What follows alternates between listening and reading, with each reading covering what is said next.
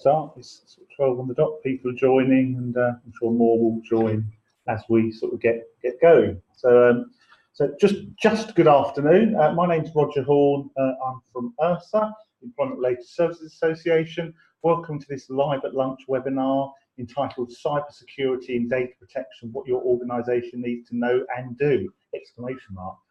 Very topical sort of at the moment, and I think we'll be, me and my colleagues will be just as interested as anybody to hear what our sort of colleagues at the Integrate Agency have got to say.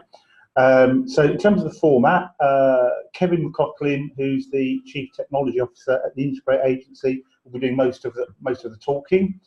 He'll sort of talk for around sort of 45-ish sort of minutes, give or take, and take you through some sort of slides. If you've got any questions, there's a Q&A button which I'd ask you to log your questions, just sort of type them in, and then what we'll do, we'll leave time at the end and we'll pick them up sort of with you sort of at the end. The webinar is also being recorded, so for those that maybe have to leave early or sort of join a little sort of later on because of sort of work pressure or anything. It will be made available sort of afterwards, as will hopefully the slides as well, sort of from Kevin. So without further ado, I hand over to sort of Kevin and let him sort of take you through. Over to you, Kevin. Thank you, Roger. Good afternoon, everybody, and thank you for attending.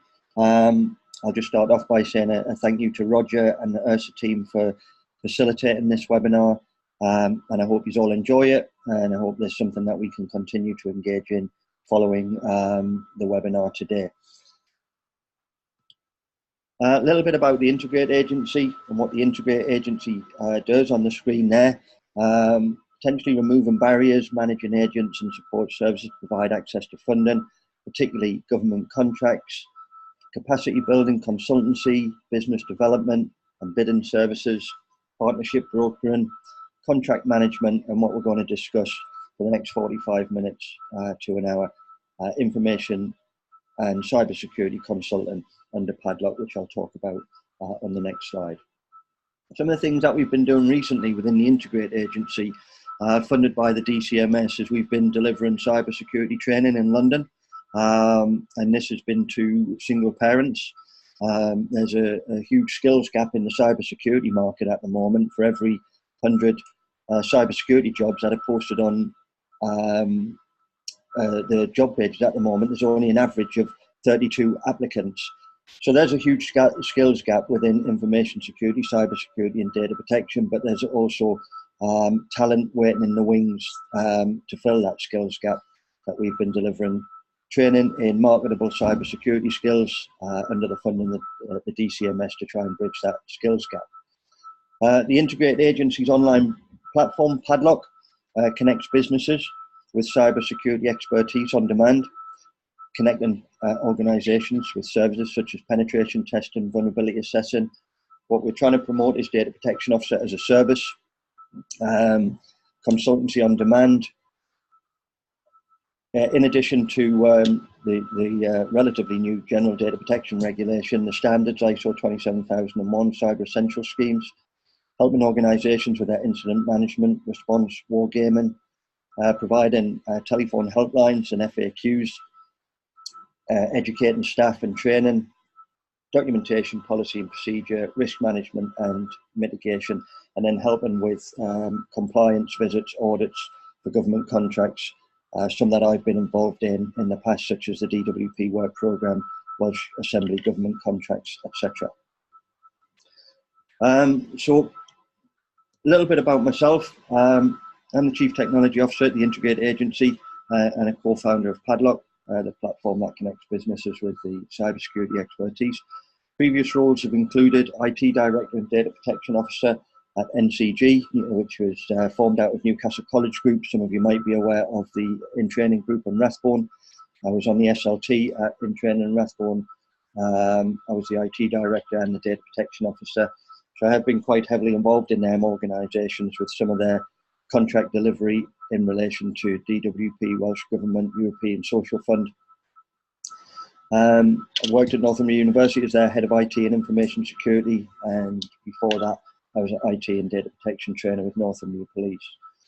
So I do have a width, depth and breadth of knowledge and experience on information security that we want to try and offer to your organisations and any of the services that we can offer. But I've also got experience in some of the contracts and the type of contracts that you might be delivering within these organisations. With the work programme contract, help many organisations demonstrate compliance to ISO 27001 and Cyber Essentials, which was quite challenging in some ways because the government wanted organisations to comply with a standard, but nobody ever told the organisations and what they need to do to implement that standard. So when we would go out and visit these organisations, we walked a fine line between consultancy and having to audit them, which the government wanted as part of them contracts. So I do have a lot of experience in working with organisations within that in that sector.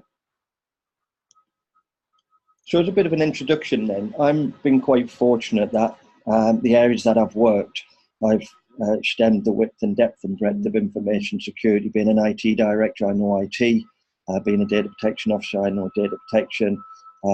So I've worked in a governance role, formulating policy and procedure, making sure organisations are technically secure, their perimeters are secure, but also making sure that they can comply with the old or even new data protection legislation that's come in the transition from one to the other and what that actually means. And that, with depth and breadth of experience, it enables me to look at things in a holistic way and maybe be a little bit more beneficial to organisations regarding their projects or their compliance. But I come across a lot of businesses at the moment that they're totally unaware of the risks of cybercrime. They might actually be aware of it, but they don't quite know what to do. And alarmingly, there's quite a high percentage of small to medium businesses that have been affected by cybercrime, weren't prepared for it, didn't know how to manage it, didn't know what to do. And the Information Commissioner's office are still investigating and applying penalties to organisations from the old Data Protection Act 1998. And if you look at their web pages, you can see that they haven't quite moved into this area yet, but they will catch up at some point. So a lot of organisations, they know what they want, but they Kenny, can I just interrupt? There's a little bit kind of like I don't know, a whistling. Someone's texting me saying it sounds like there's a bus reversing in the background or something. I can hear you sort of fine, but there is a background kind of whistling sort of that's appeared sort of thing. So I don't know if there's anything. There's probably nothing you can do about it. Yeah. Apologies for that. I think that's the server room. Well, you were saying. Oh, right. Okay. Yeah, in volume. Would it help if I speak a little bit louder? Yeah, I mean, I think we can hear you. It's just kind of background. I don't think it's actually interfering sort of too much. We can still hear you. So anyway, sorry to interrupt your flow. I'll let you. No, that's fine. Thank you for that. Apologies for that background noise. So yeah, there's organisations. They seem to be a little bit more sensitive to data protection, cybercrime. There's a lot more in the media. Employees are often the last line of defence against cyber attacks, and I see that in a more granular way. There's something out there that I educate organisations on called the secondary breach culture. I've got to be very careful what I'm about to say now, and I'll need to spell this out, but there's a website out there called Have I Been Pwned? And that's spelled PWNED. And you can put your corporate website, your corporate email address into that, and it will tell you whether that email address has been breached as part of any third-party breaches, such as LinkedIn, Yahoo, and other organisations that have had breaches. So why is that important? Well, if people in your organisation are using their corporate email to register with organisations like LinkedIn or Adobe or Dropbox, and they use the same password that they do for your organisation when registering with these third-party organisations, that third-party organisation, their security is beyond your control. If they have a security breach, them details are then published onto the internet. They're published on Darknet. They're published on Pastebin. They're sold on. Anybody getting their hands on that information could potentially now have the keys to gain access to your organisation. Staff are not educated in using different usernames and passwords when registering with third-party organisations. I've just ran a course this weekend when not only did we look at organisations where usernames such as email addresses had potentially been breached, we actually went a little bit further and actually harvested the passwords that go along with them usernames and how easy it is to get your hands on that information, which provides hackers and attackers that first entry point potentially into your organisation. I actually put education, training and awareness quite high on the agenda, because during my time, and maybe not be a good sales point, I've underwent ICO investigations. They're not comfortable, and no organisation should want the ICO to be investigating them or auditing them. But one of the things the ICO has picked up on these incidents is the education, training and framework that we had put in place for these organisations as one of the reasons of them taking no further action. And further action in the eyes of the ICO could potentially be a fine. Is it boring? I don't know. You can answer that question yourself. I've actually found it quite difficult to get organisations to invest in security because they don't see anything tangible for the money they spend. It's not like they give staff members iPads so they can walk around and people can give that positive feedback based on the asset that they've got. Security runs in the background. It's a state of well-being. And the power of the pen, the business case, stipulating how vulnerable the organisation is potentially what can get the exec and the boards to release money. But I have experienced that it is quite difficult to get organisations to invest in penetration testing, to invest in security, to invest in education. And what I try and preach is don't get to the position where you potentially need to use the word hindsight. Hindsight was maybe a word that was devised because people didn't plan properly. Don't get to the point where you say, why didn't we just? Fines have gone up significantly. Maximum fine under DPA 1998 was 500,000. Maximum fine under GDPR, which in a notion there is no maximum fine, is 20 million euros or 4% of your global turnover. And Google have just been fined circa 50 million from the French equivalent to the ICO in France. So the fines have gone up massively now. They are bracketed into two areas. If you can't demonstrate compliance to GDPR, and that's mandated in Article 5, then you potentially go into a 10 million euro fine bracket. If you breach the rights of an individual, huge data losses, you go into a 20 million euro, 4% of your global turnover fine bracket.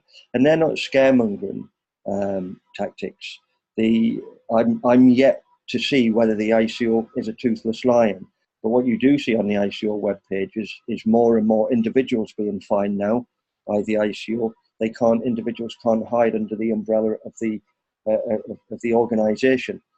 Individuals are getting fined, and I just went on to the ICO action they've taken page yesterday, and there's even from last week to this week, there's another 2 people that have been individually fined for taking data without the data controller's consent. So it might be boring, but it is vital, and it prevents incident, it prevents penalties, it prevents fines, it protects our clients, it protects our customers, it protects our staff, and it protects our business. People should be looking at it's not a case of if, but it's a case of when, and are you ready, and are you prepared? Do you rehearse? Do you have plans in place? I very seldom see organisations with an incident reaction plan in place that has been regularly tested. Policy sits on a shelf somewhere that a lot of the time people can't get access to, don't know where it is. And once again, the quicker you can respond to an incident or an information security breach, you can limit the damage and the impact to the organisation. There's a lot of organisations out there that have jumped on the new GDPR bandwagon, the cybersecurity bandwagon, and they are charging quite a high rate for the services that they offer.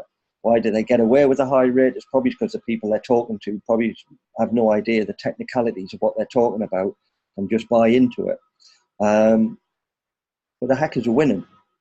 The hackers are becoming more sophisticated. And you can apply this to your own organisations, my theory is that there was a big change in IT in 1995. Windows 95 came out, it was a lot more user-friendly, the interface was more user-friendly, both at home and in the office. The internet started to boom under America Online and CompuServe. And then we had the big Packard Bell sales boom from shops such as Curry's, Dixon's, Comet on the high street. But that was 24 years ago, and we still struggle to get passwords right and the use of passwords in organisations, where the hackers and the attackers are becoming more sophisticated on how they access your systems, attack your systems.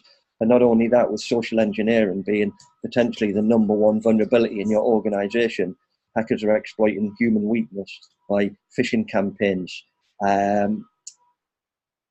targeted phishing campaigns, and gaining access through third-party breach and harvesting usernames and passwords off the internet. Because if it's the same username and password potentially that it is for your business, is it the same password for their PayPal account, for their eBay account, for their LinkedIn account, for their Twitter account, for their Facebook account, potentially. So the hackers are becoming more sophisticated, and we potentially haven't moved on very far in the 24 years since Windows 95 came out. So we'll talk a little bit more about that as we go through. Some of the things that I've been involved in the employment-related services sector over the last few years. A laptop with personal data with 24,000 people's data on was stolen. They were fined £60,000 by the Information Commissioner. They were fined under Principle 8 of the Data Protection Act that there wasn't appropriate technical and organisational measures in place. And I've seen this on other occasions where the simplicity now of a password on an Excel spreadsheet or a laptop that's encrypted will prevent that fine from happening. It may prevent disclosure, and it may prevent a compensation claim under Article 82. So you can actually be hit two ways financially: one, a fine by the ICO, and two, regarding a compensation claim. Evidence is everything when you go up against the ICO. Without evidence and proof of care, it's really difficult to try and present your argument to the ICO of what you actually had in place.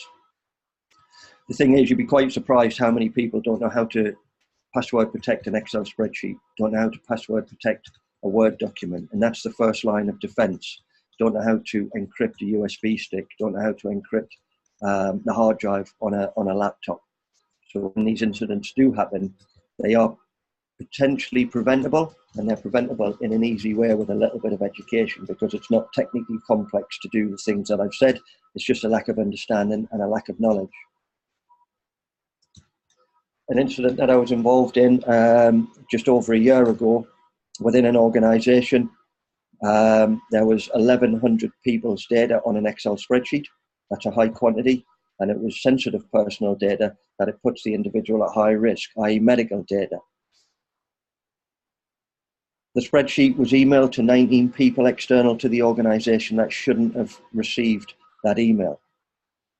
Under GDPR, you're not mandated to notify the individual or the ICO, which some people think you do have to notify. It's based on risk to the rights and freedoms of the individual.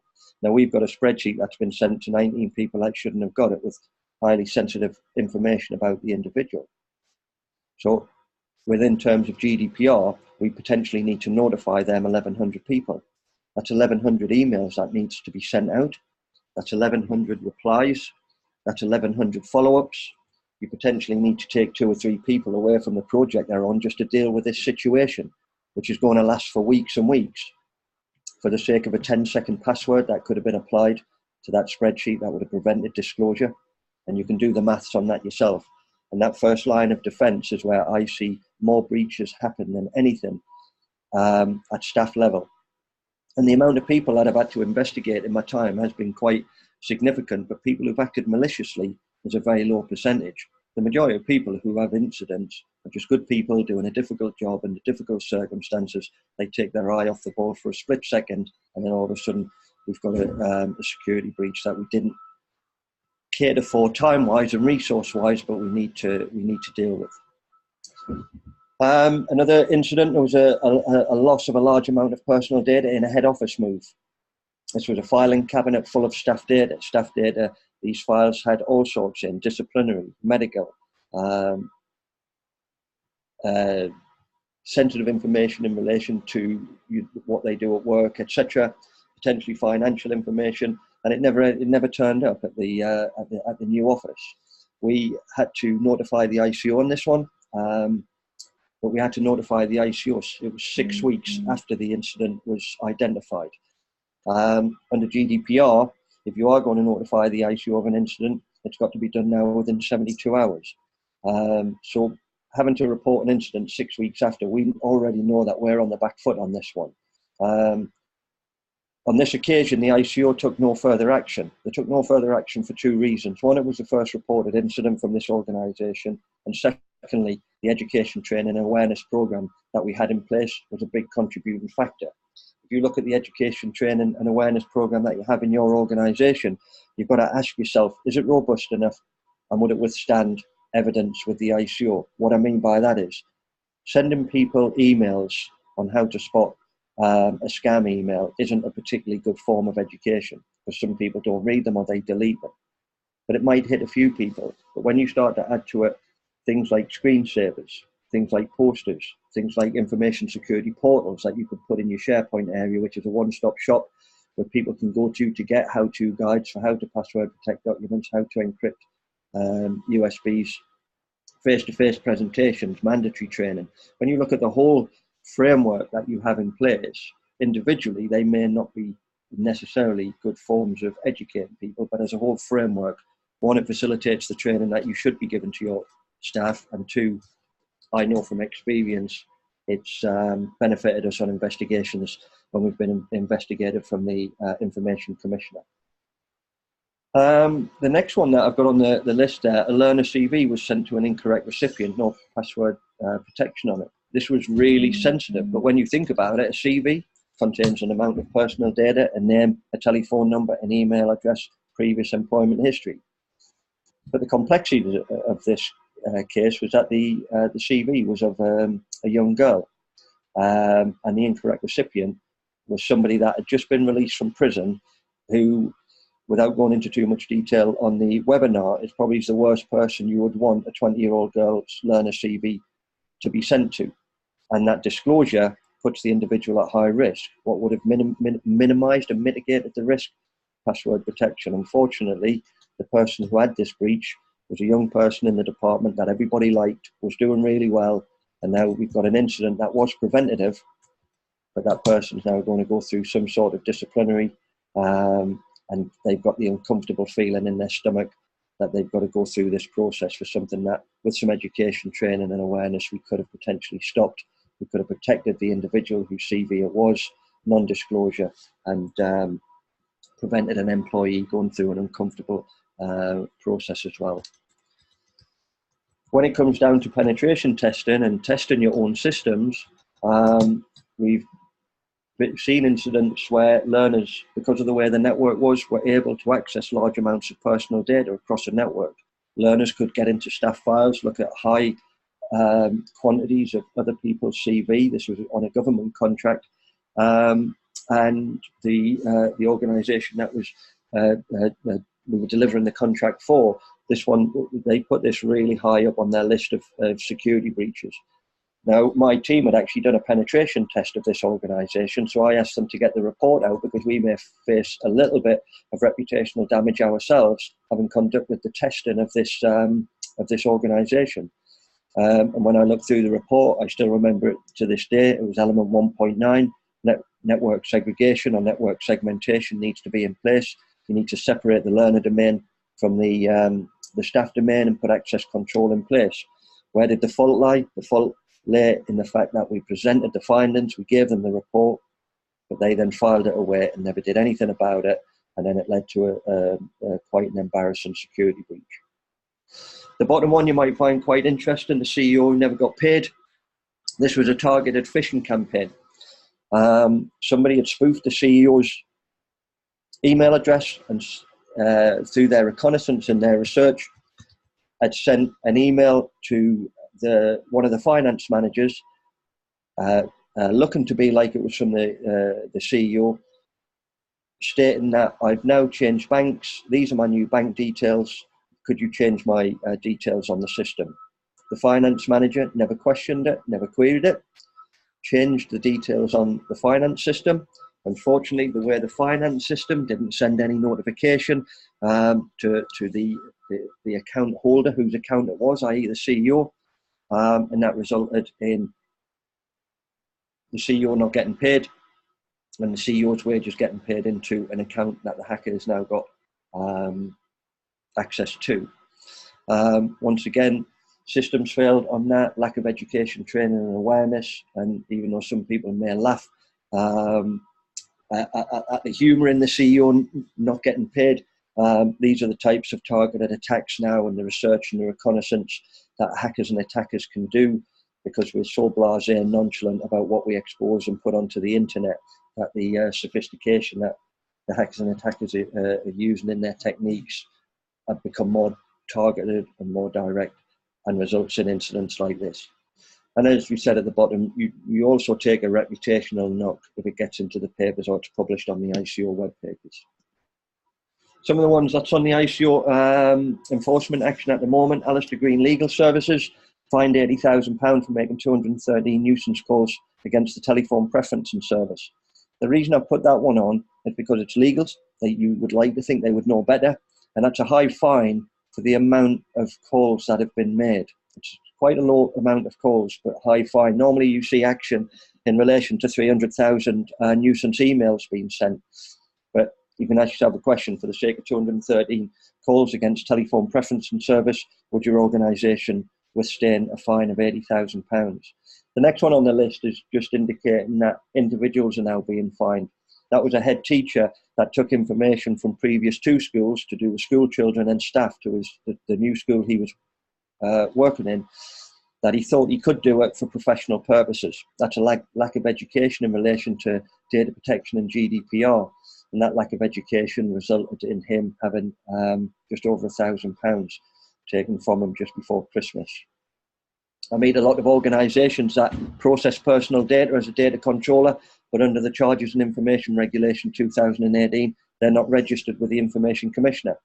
And the Information Commissioner, in their last month's press release, said that they are looking for organisations that are not registered, and they will be fined. So if you're not registered with the Information Commissioner, you're not keeping up your registration, then under the Data Protection Charges and Information Regulation, there's potentially a fine coming your way of up to £4,000. Former doctor's surgery employee inappropriate access records of patients and staff members, similar prosecution of the head teacher. And the one I've put there, that even, the Bible Society, doesn't matter what work you do, they will find £100,000 by the Information Commissioner for failing to put appropriate technical and organisational measures in. Interesting case in point at the bottom of that slide, though, the ICO is still investigating and fining organisations under the Data Protection Act 1998, and some of the new ones that have went on this week, even though we're 10 months on since GDPR became enforceable, they're still fining people under DPA 1998, and they will catch up and they'll move into the new fine bracket of GDPR once all them ones are potentially being wrapped up. So I'm not going to go through GDPR. Some people have said GDPR is in the rearview mirror. I don't think it is. Yes, there was a big rush. It actually came in 2016. That's when the text was adopted. It became enforceable May 25th, 2018. But there's certain points that organisations are potentially still not getting right that could lead them to potentially receiving a penalty notice. The first one, under Article 30, if you've got systematic processing of personal data, you're mandated to maintain records of processing. If I was an ICO auditor or an investigator and I came into an organisation to conduct an audit or investigation, the first thing I would ask for is your records of processing, sometimes referred to as data mapping. And if you don't have this in place, I would strongly recommend this is one of the areas that you start to address and tackle now, because that tells the whole story of your whole business and how it records and processes personal data. And it's mandated under Article 30. Are you able to demonstrate compliance? This is mandated under Article 5, Paragraph 2. If you can't demonstrate compliance, it potentially puts you into a €10 million, 2% of your global turnover fine bracket. How do you demonstrate compliance? You demonstrate compliance by maintaining records of processing as my first bullet point, because that tells the whole story of your business. And we can give guidance and advice on how to approach that. Contracts and assurances from data processors need to be revised under Article 28. Assurances need to be gained that organisations can process data safely and securely.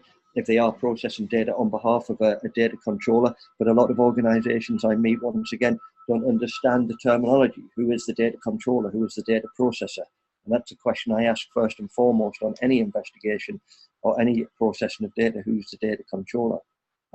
Because it's important to know that, to know where them lines of separation and what the obligations are between each. Obligations as a controller is under Article 24, and what you need to do with processors under Article 28. I see people that are still not getting privacy statements right on their website. Privacy statements got to comply potentially with Article 13. Have they been written? Even consent mechanisms. They tightened up consent with GDPR, and it needs to be freely given. It can't be implied anymore. It's got to be a positive, affirmative expression of that person's wishes, and it's got to be just as easy to withdraw consent as it is to give consent, and you need to be able to evidence consent. So when you're developing your web applications, you have your consent mechanisms in place, and your privacy statements been reviewed and updated to come in line with Article 13. And the reason then bullet points 3, 4 and 5 are there, between controller and controller, you're not mandated to have a data sharing agreement. It's considered best practice. But a contract, a privacy statement and a data sharing agreement, I've seen organisations struggle with that. And it's like they've emptied the contents of a contract, a privacy statement and a data sharing agreement into a pot, mixed it all up again, and then came out with a document, which is difficult to read and it doesn't comply. So understanding the differences between each of what you need to have in place, once again, helps you demonstrate that compliance, and that would be evidence on your records of processing anyway. Implementing appropriate technical and organisational controls. Principle 6 of the GDPR, it doesn't tell you what you need to have in place. It doesn't tell you that you need encryption. It recommends encryption, pseudonymisation, not leaving data in a high-risk state. It doesn't tell you that you need to lock the doors, turn the alarm on, lock the filing cabinet, and close the windows.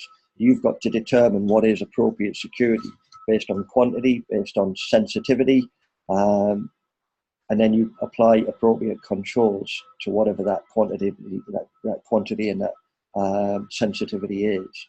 Because at the end of the day, security costs money.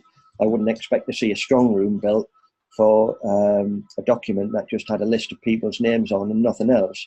But I also wouldn't expect to see portable storage equipment with lots of people's data, sensitive data, just left on tables where there's public access. So you've got an obligation under Principle 6, Article 25, privacy by design, and to risk assess under GDPR as well.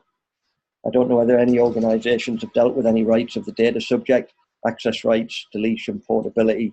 The timescales have come down to 1 month, and you can't charge the £10 disincentive now. And the rights of the data subject have been strengthened, so that individuals now have the right to deletion, the right to be forgotten. It's not an absolute right. If you have a legal basis for keeping that data, then your legal basis trumps their right to deletion.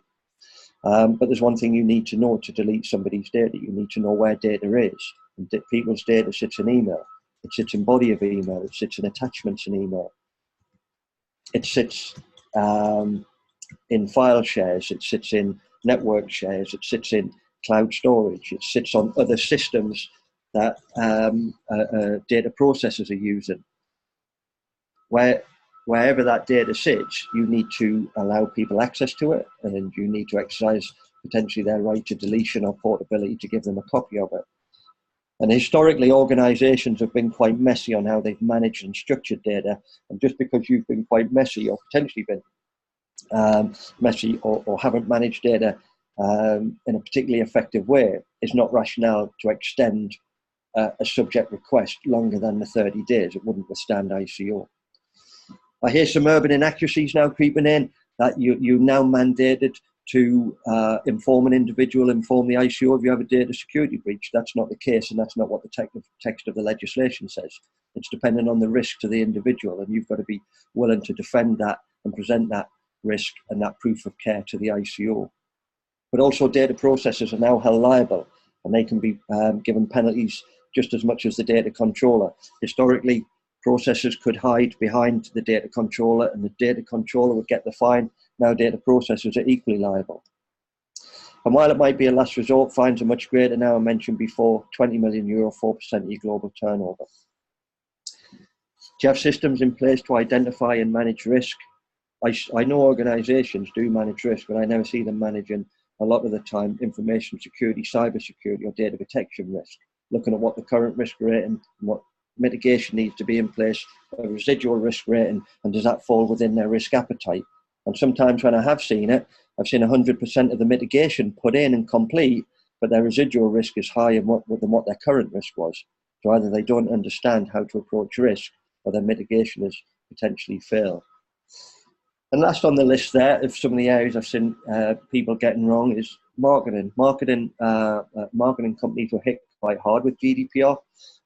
It was really tightened up, and they potentially still don't get it. Who can they market? Can they market electronically?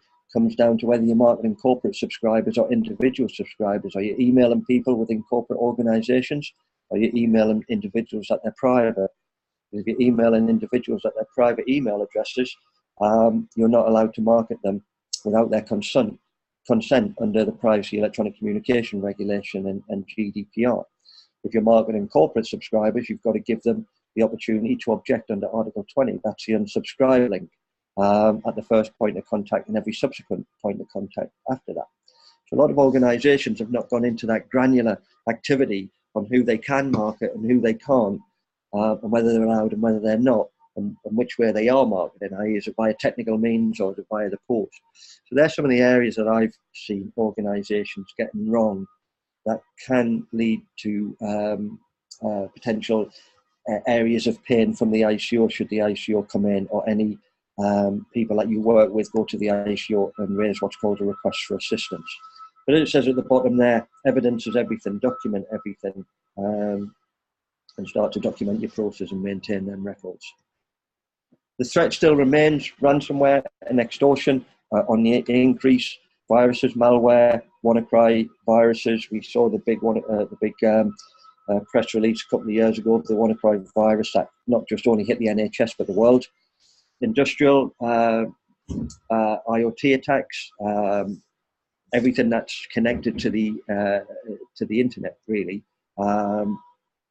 There's a website out there called Shodan. Not a lot of people are actually familiar with it. In my opinion, it's one of the most dangerous websites on the planet at the moment, because it gives attackers a look down the rabbit hole in relation to your business. Organizations are so concerned and sensitive about releasing personal data onto the internet. They seem to be totally oblivious to the technical information they release onto the internet, and that could potentially be on Shodan. So if I go onto Shodan and I type in a search query of Cisco, I get a list of IP addresses. One of them IP addresses could potentially be an IP address for your organization. It's one of your Cisco switches. I go onto Google and say, what's the default credentials for Cisco 2920? It says it's admin. I then go onto that switch, type in admin. I'm now onto your network, because people don't change the default credentials on their hardware once they take them out of the box and put them in. So we're starting to publish more and more technical information onto the internet that the attackers can use as leverage to get into your business. Social engineering, phishing, spoofed emails, it's high on the list, but it's success generally through a lack of education, training, and awareness of staff. And I've mentioned that previously. And do you have a lack of preventative, detective, and deterrent controls? And do you review these? Do you have anybody that reviews them? I've worked in large IT departments, and you can't expect your network team, your server storage team, to have the knowledge of what we're talking about here. And a lot of people I know that work in desktop support, networking, server storage, they don't have knowledge of this. You might need to get that knowledge from elsewhere to help them preventative, detective, and deterrent controls and get them in place. The hackers are in it for the long game. It's exciting for them, and they're becoming more sophisticated. Putting information into cloud storage, Dropbox, iCloud, OneDrive. Do you have policy procedures in place? Do you minimize the data that you put in there? Do you put housekeeping? Do you password protect so you've got defense in depth? And just reviewing your processes and your procedures. Because information security is quite easy in a way. We prevent unauthorized access.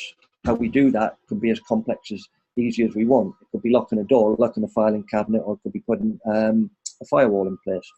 I spoke to a company a couple of weeks ago where they said they've been advised to put a firewall in because it will make them compliant to GDPR.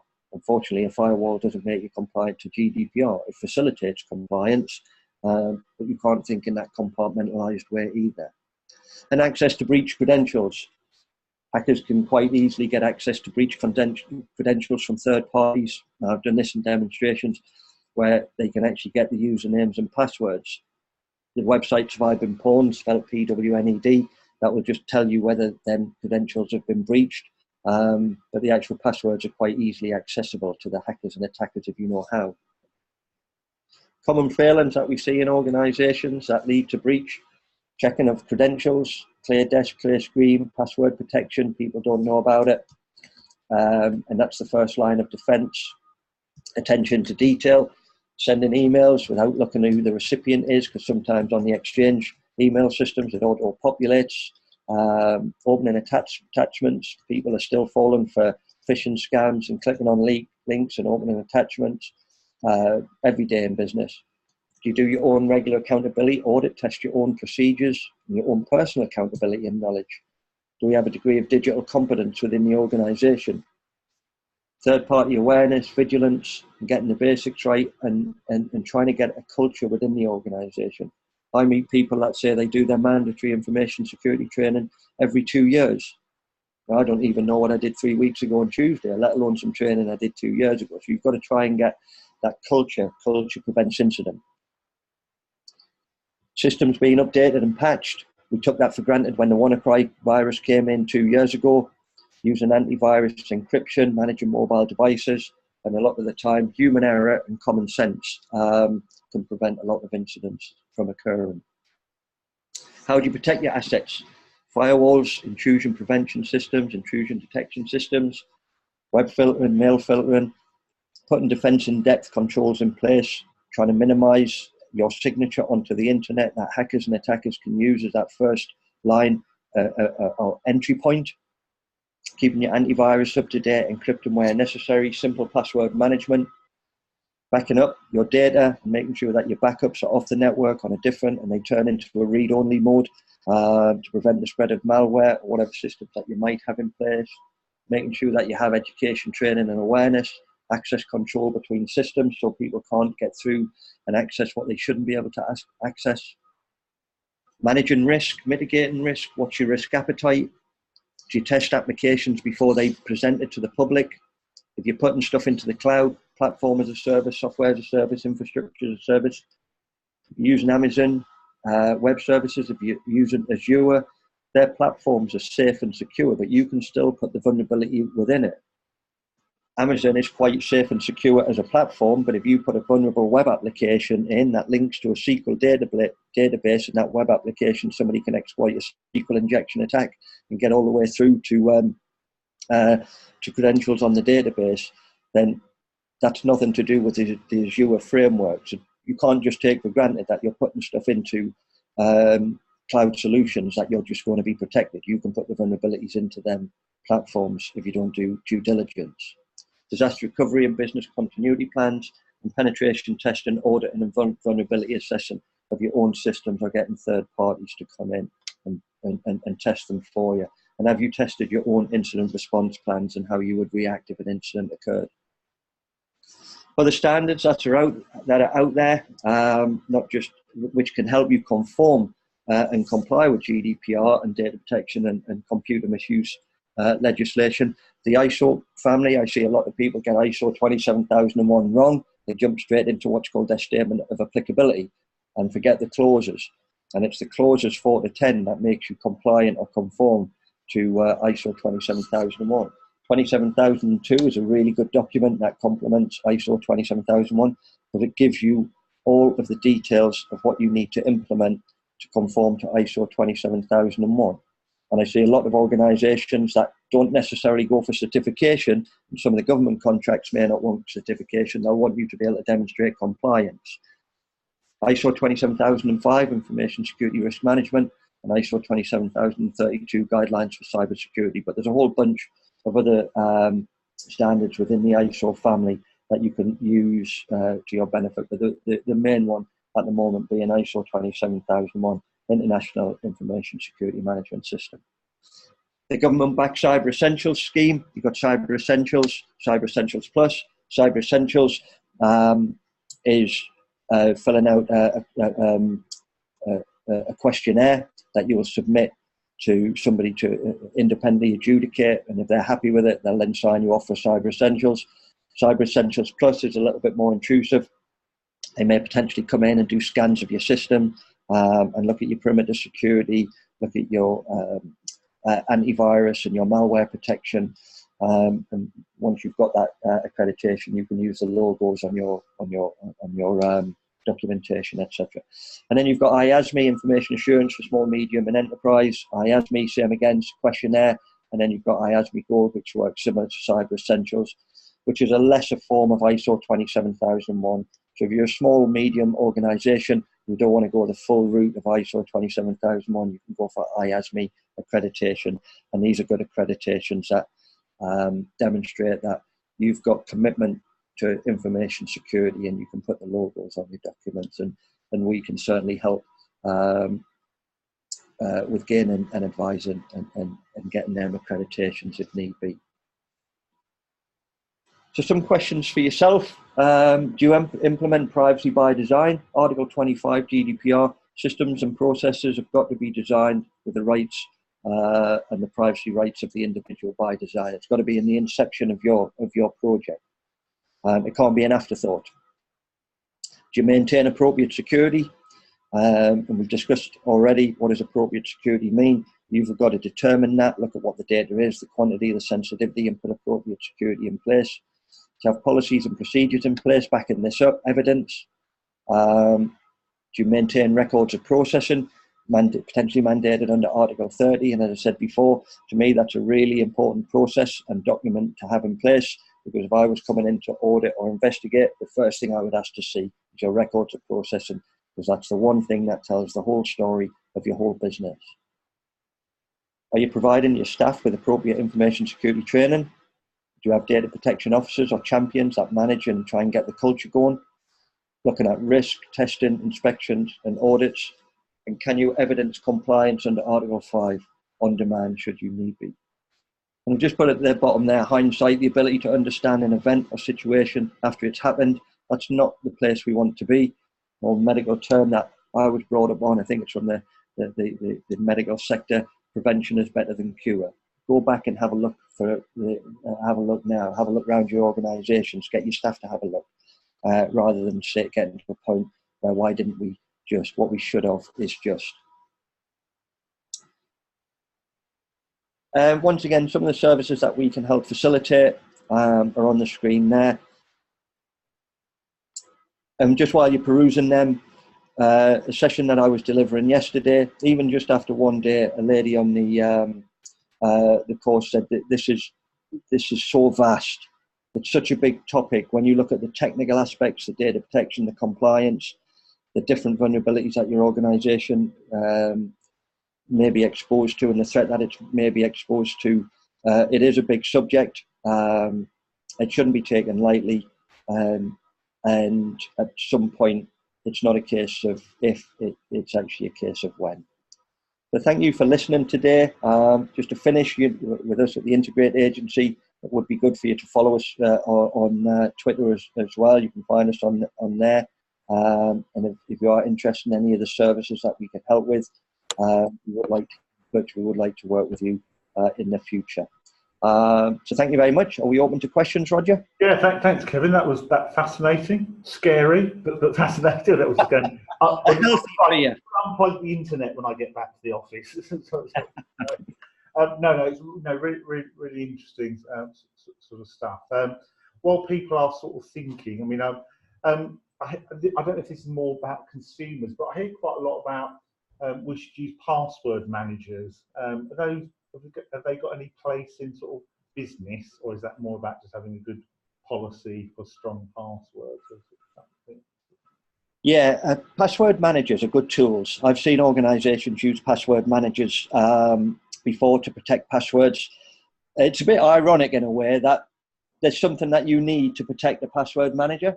Yeah. You need a password. Yeah. And generally them, especially in IT departments, them password managers, there's a default password on the password manager that everybody shares around.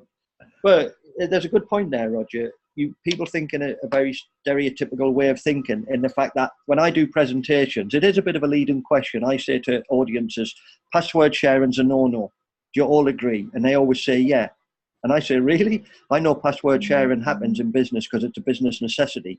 If there's a spreadsheet that finance use because it contains sensitive corporate financial data and there's 4 people need access to it, you can't put an individual password on an Excel spreadsheet. That's 4 people that are using that password. That's password sharing. Password sharing happens because it's a necessity in business. But people think in a stereotypical way.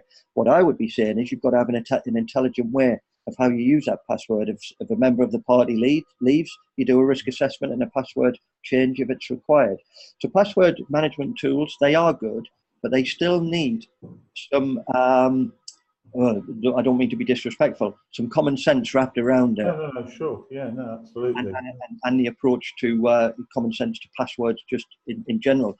The big point I would raise that I've seen that puts organisations in a vulnerable position is when people in organisations, they use their email address when they register with LinkedIn.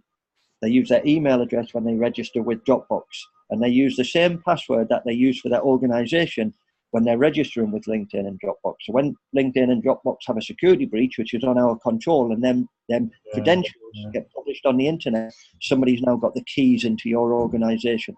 And that's the type of intelligent way of password management that we should be trying to get people to think about and develop their knowledge and culture. So they go, yeah, I get it. I totally get it. We've got a question, Kevin, from Liz. Yes. Would you recommend a separate cybersecurity / data protection incident response plan or incorporate into general business continuity plan? That's a really good question.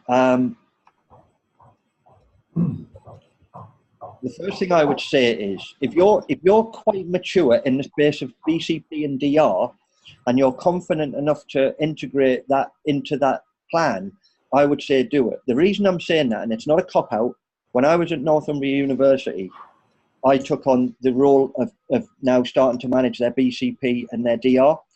And my colleague next to me laughed and he said, they've been trying to do that for the last 7 years. They just hand it over to the next person every time they come in. And this thing never progressed. It was a mess. They never got it to a point where it could actually be used. And it sort of wasn't until I got my hands on it, and then we did start to gain some momentum, which was really good. And that's not me being conceited. So the point I'm trying to make there is, if you're mature enough in your space that you're confident enough in your BCP and DR, then integrating it potentially isn't a bad thing because you can use it as well, integrated as part of your war games scenarios and your practices. Sure. But if you're not in that space because you just totally don't get BCP and DR, I would separate it out and I would start simple to complex in your adaptation of your incident response planning or information security and data protection. Yeah. Is there anything? I mean, is there any other? Hopefully, that's answered your questions, sort of, Liz. Is there anything around? There are some organisations that let you use your own phone or your own smartphone or your own computer. Is there any sort of particular things to think about? Sort of using your own devices or something?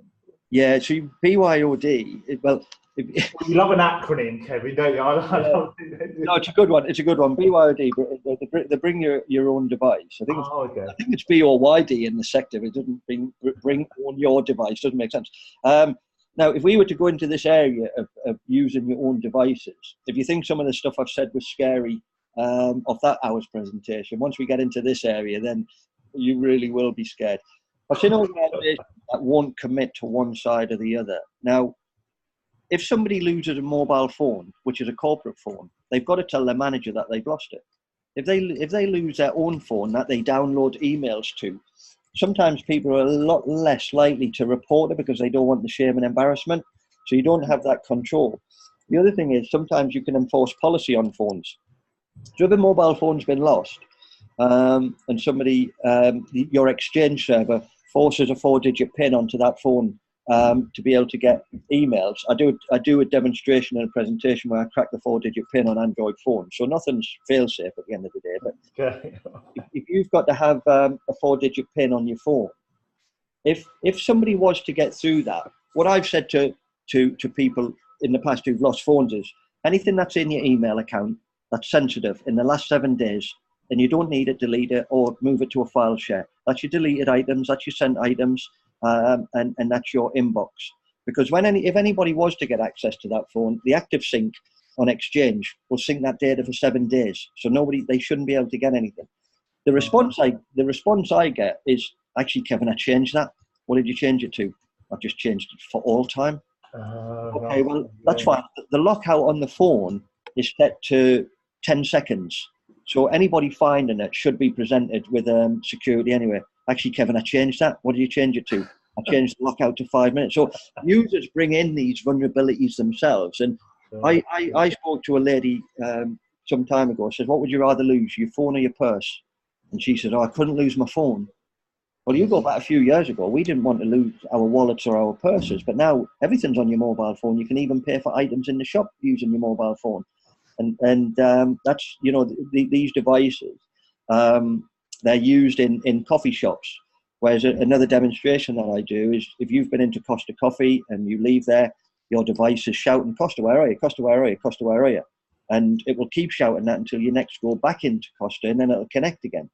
Well, the hackers out there can sit next to you when you're nowhere near Costa, look at what your device is sending out, and they'll make their phone send out, I'm Costa. Your phone will connect to their phone, and they'll watch everything that you're doing over the internet. So the use of mobile devices from a personal perspective, the security generally tends to be a lot weaker than what you can force onto a corporate device. And then people don't put the use of mobile devices, personal mobile devices, into their acceptable use policy, that they can try and tighten down that BYOD as well. So there's a whole world of vulnerabilities in there of people using not just corporate mobile devices, but also personal mobile devices, because we've been a little bit nonchalant and a little bit flippant in the use of them. But they do contain lots of sensitive data about us, our clients, our systems, or even themselves. Yeah, I mean that Apple announcement sort of yesterday, and they're doing credit cards and other sort of things. They're making, they're sort of encouraging people to have just everything on the phone. And whilst you've got some sort of security on it, it's fine, but it's not, none of it's infallible, is it? If you're Hopefully some of the audience will get this. We should all go back to Nokia 3310. All you can do is phone somebody, text somebody, and play Snake. And then the world would be a safer place. I completely agree. Completely agree. Well, we haven't got any other questions, sort of, Kevin. I think people are probably stunned into sort of silence, thinking if we speak to him or something, can he see us down here or something? I don't know. Any other sort of questions, sort of, Kevin? We've got a couple of minutes to go. Just an interesting one that I'll sort of finish on. People are familiar with. They may be familiar with the term penetration testing and vulnerability assessment. I'm sort of starting to gather a little bit of pace, and that's something that we can do. I've been out there and done penetration testing, vulnerability assessment for organisations delivering government contracts, DWP, and Welsh Government, etc. And we can facilitate that type of testing in a really cost-effective way. And that's not a sales pitch. But one of the other things that we're starting to look at now, and it's on the bottom of the list there, which is business cyber profiling. How exposed are you to the internet? And it's a bit of a new concept at the moment. But if I put a penetration test report in front of a CEO or an MD, there's quite a lot of technical stuff in that report that they may not necessarily be able to interpret. And I don't say that in a disrespectful way. Whereas if I was a managing director and somebody says, Kevin, give me a profile of how we are on the internet, and you're just seeing, how many of your organizational usernames and passwords have been in potential breaches, or how much of your technical equipment is potentially being published onto the internet, it's a little bit more easy reading. And you can actually sit there and go, I tell you what, that's a big gasp.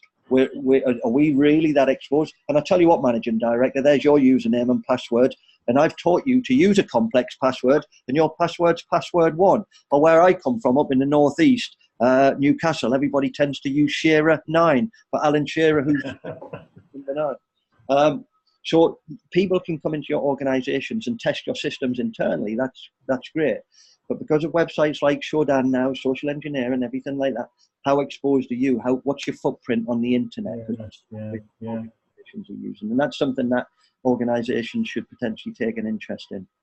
I saw an interesting sort of I know we've got a couple of minutes left. It was some sort of breakout session. I went to a conference, and it was about this sort of subject. And a film they showed, I don't know if they facilitated it, but they're just talking to people in the street, and within sort of 5 minutes, they've got them to tell them 2 or 3 of their passwords, their sort of personal sort of business sort of passwords, just through kind of sort of chatting to them. It's really, really sort of interesting, and again, sort of scary. Well, just to add to that, in the last couple of minutes about thinking outside of the box, I'll draw on the board the word Tuesday, and then on the other side of the board I'll put Tuesday with complexity, and the E's are 3, the A's are 4, the S is a 5 with an exclamation mark and underscore at the end. Everybody always tells me that the Tuesday with the exclamation mark in and the numbers is stronger than Tuesday by itself. And I say, I'm going to disagree with you. And that's the bit that they find quite alarming in a way. And I said, even if I give you another 100 digits, because it's not about that. It's about the education that goes with it. Now, if you've got that type of password, you might perceive it to be strong. But if you go into a coffee shop, which is an open network, and you transmit that data over, generally people know the difference between or they've seen HTTP and HTTPS. If you transmit that username and password over a website that's got HTTP, that potentially says that it's being sent in clear text. So anybody that is on that network who is up to no good, that's sniffing the traffic on that network, they get your password as it is.